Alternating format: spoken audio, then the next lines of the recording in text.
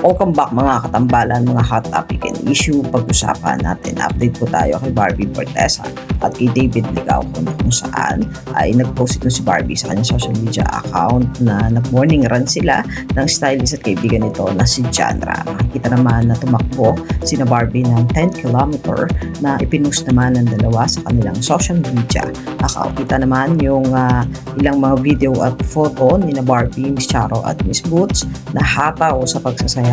Talaga namang in-enjoy ng tatlo yung pagsasayaw nila at ang Until Sure Remember nga po ay ipapalabas na sa February 25. Saan ay magkakaroon din ng international premiere at Cine Film Fest in Toronto, Canada. At ito nga po ay magaganap sa March 6 ng 6 p.m. sa TIFF Lightbox.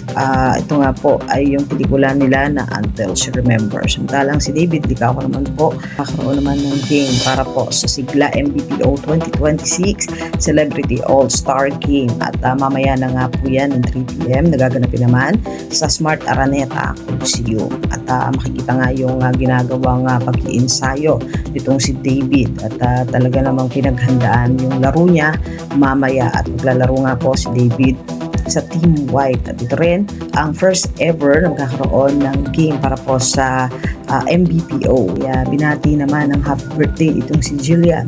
Makikita naman doon sa video na binigyan ng bouquet of flowers ni na David kasama yung mga cast ng Never Say Die, si Jillian Ward ngayong kaarawan nito. Yan po yung mga update natin ngayon kay David at kay Barbie. Kaya mga katambalan, anong masasabi nyo? Comment lang sa comment section, pag-usapan natin. Yan ang mga hot topic and issue dito lamang sa Tambalang JK.